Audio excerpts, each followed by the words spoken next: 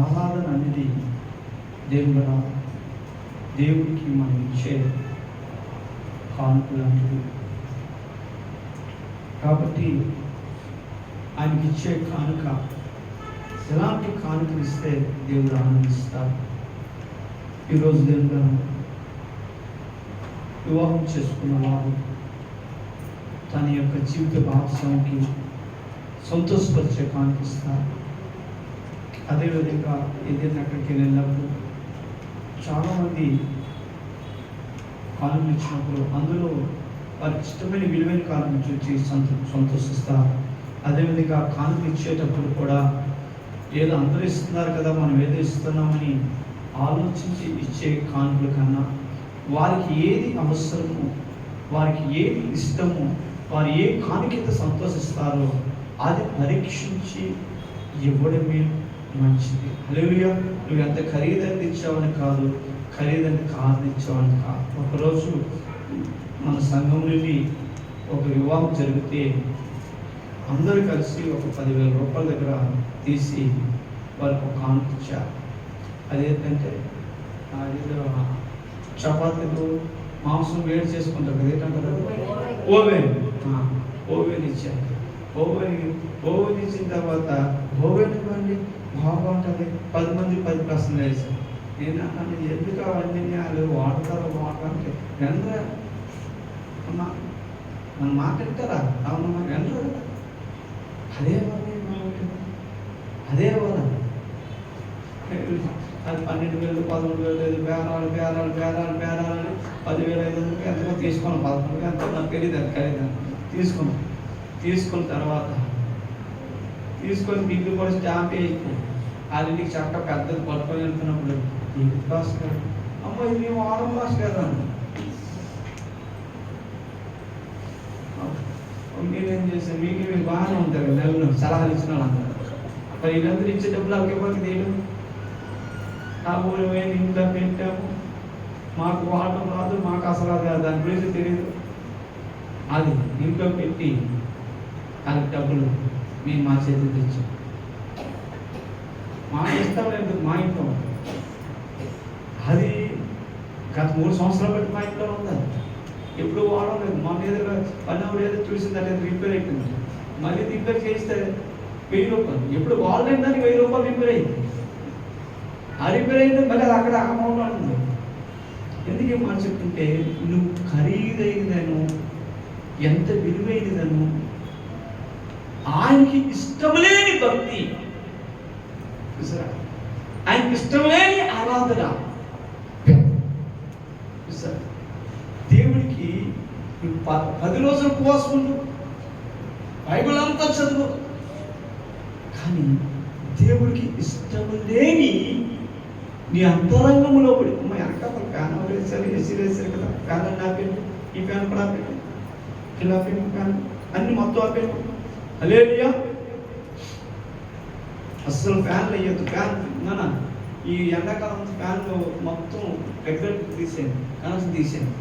హల్లెలూయా. ఇక్కడ ఇది కూడా ఆపేయండి. దేవునికి స్తోత్రం.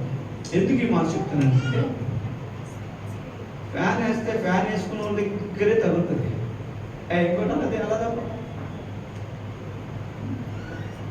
చక్కగా కూర్చొని మొత్తం ఏసీ రూమ్ అంతా ఏసీ ఉన్నాయి, ఉదయం నుండి వేసాం, ఎవరు ఫ్యాన్ లేదు, చక్కగా ఉంది. హల్లెలూయా. ఇప్పుడు నీ దగ్గర ఒకదాని దగ్గర ఫ్యాన్, ఒక దగ్గర ఫ్యాన్ వేసుకుంటే మిగతా వాళ్ళ సంగతి ఏంటి? అలాంటి వేసి వేసేది అందరికీ అది అలా ప్రాప్తం. చాలా ఉందా? క్షమ పట్టింది ఏంటి? బాగుంది కదా. హల్లెలూయా. దేవునికి మహిమ కలుగును గాక. హల్లెలూయా. కాబట్టి దేవుని ద్వారా ఇప్పుడు కథ ఎక్కడికక్కడ అది మారిపోయింది. మీరు చేసిన పని జాగ్రత్తగా ఆలకించండి. మీరు పై స్విచ్లు వేయొద్దు. దేవుని సన్నిధిలో చక్కగా మౌనంగా ఉండండి, ఆలకించండి. ఈ శబ్దాలు, ఫ్యాన్ శబ్దాలు, ఏం శబ్దాలు లేకుండా చక్కగా హల్లెలూయా హల్లెలూయా. దేవుని ద్వారా దేవునికి ఇష్టమైన స్తుతి. నువ్వు 10 రోజులు ఉపవాసం చేసిన అంతరంగం ఇరిగి నలిగి లేకుండా, పవిత్రంగా లేకుండా, శుద్ధ హృదయం లేకుండా నువ్వు అపవిత్రమైన పెదవులతో దేవుని స్తుతిస్తే దేవుడు స్వీకరించలేడు. మంచి స్వరం, మంచి కంఠస్వరం, ఓ కోయిల కన్నా గొప్ప స్వరం వచ్చింది. పక్షులన్నింటిలో చండాల పక్షి ఏం తెలుసా? కోయిలే. తెలుసా? తన స్వరం అయితే సూపరు, తన జీవితం అయితే కంపు. హల్లెలూయా. జ్ఞాపకం చేసుకోండి, దేవుడికి దయచేసారు కానీ నేను అనుకోవద్దు, మనలో ఎవరు మంచి సింగర్స్ లేరు కాబట్టి. హల్లెలూయా. నటించే వాళ్ళు ఉన్నారండో. హల్లెలూయా. దేవుడికి మహిమ. కాబట్టి దేవుడారా, ఇక్కడ దేవుడికి మనం ఇచ్చే స్తుతి ఆరాధన అతి ఇష్టం. ఆయనకి ఇష్టమైన ఆరాధన, ఆయనకి ఇష్టమైన దాన్ని శుభ్రంగా ఇవ్వాలి. హల్లెలూయా. ఈరోజు ఇంటికి నాకు చలిదనం అంటే చాలా ఇష్టం అండి. చలిదనం అంటే చాలా ఇష్టం. మా ఇంట్లో ఉందండి, బైబిల్ కాదు విషయం. అలాగే మీ ఇంటికి వచ్చినప్పుడు నాకు చలిదనం పెట్టిగా వేడిగా జ్ఞానం పెట్టాను, తింటాను. హల్లెలూయా. వేడిగా జ్ఞానం పెట్టాను, తింటాను, నాకు ఇష్టం. కానీ మా ఇంట్లో మొత్తం చలిదనం తింటాను. ఎందుకంటే రాత్రి తోడాడతాం కదా గెంజి. ఈ గెంజిని మీరు చేతులు పెట్టేసి ఏది యాంట్లు గింజలు చేసి ఇచ్చేస్తారు.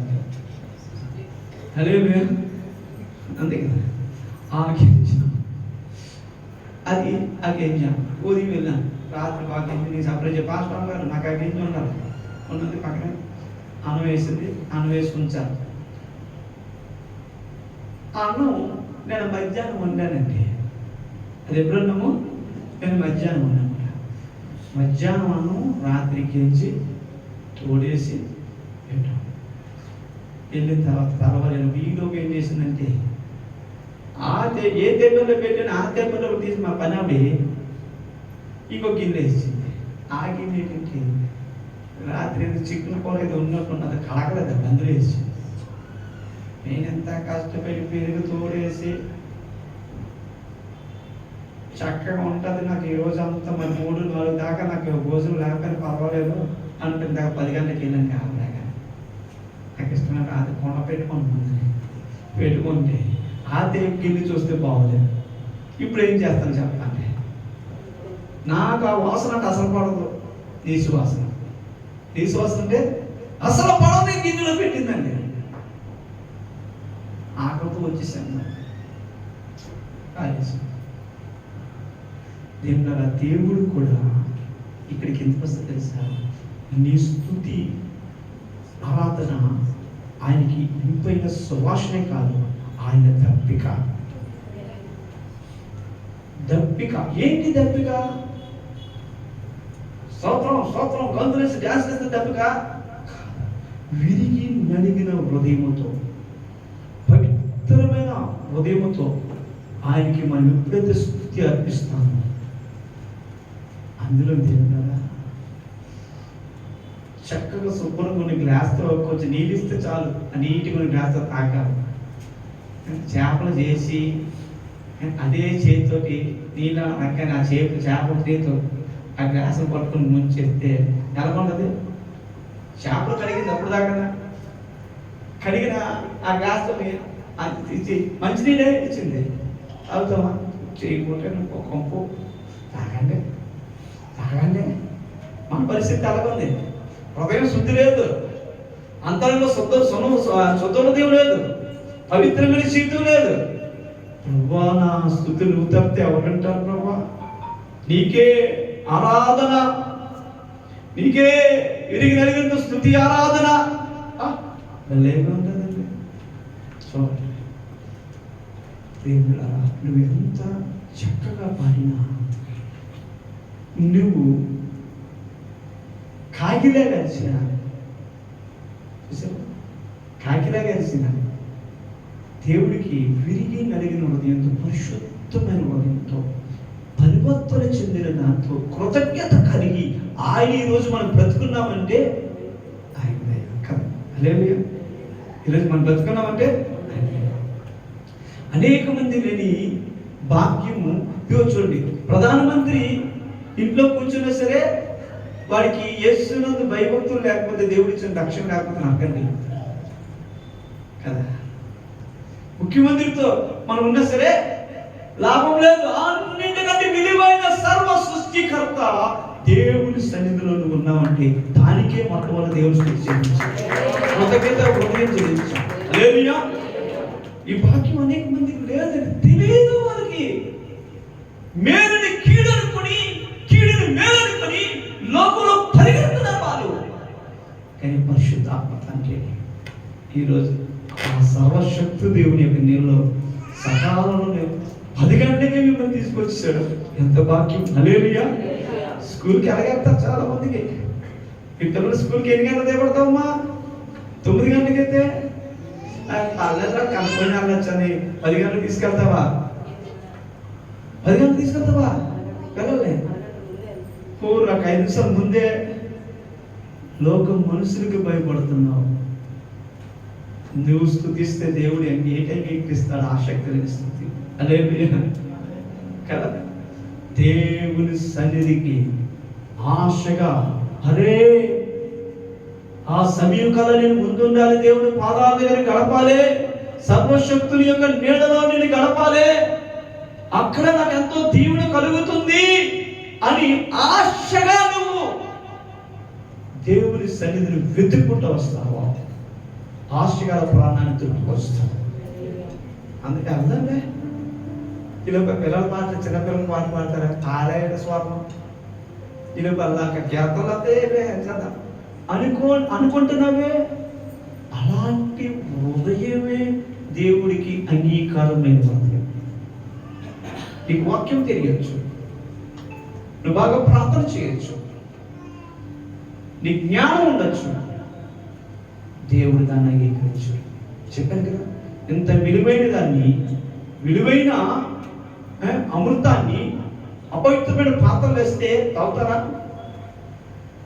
తాగమే. జాగ్రత్త. దేవునికి స్తుతి ఆరాధన అనేది ఆయనకి ఆహారం లాంటిది. హల్లెలూయా. ఒక మాట చెప్తాను, మానవుడు దేని ద్వారా బతుకుతాడు? గాలి, ఇంకొకరు భోజనం, ఇంకొకరు నీరు, ఇంకొకరు. కానీ దేవుని వాక్యం ఏం చెప్తాను?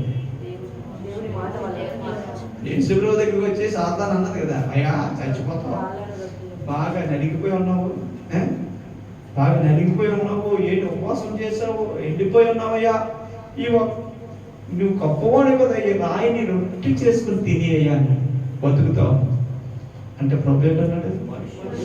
మనుషుడు రొట్టి వలన కాదు, దేవుని నోట వలనే బ్రతుకును. హల్లెలూయా. మనిషి రొట్టి వలన కాదు, దేవుని నోట వచ్చే మాట వలన జీవిస్తాడు, సంతోషంగా ఉంటాడు. దేవుని మాట మనకి ధైర్యపరుస్తుంది, దేవుడి మాట మనం నిలబరుస్తుంది. అదే దేవుడి మాట మనం ఎలా ధైర్యపరుస్తూ నిలబెడుతుందో అదే విధంగా మన నోట వచ్చే ప్రతి ఒక్క స్తుతి దేవుని సంతోషపరుస్తుంది. చెప్పడం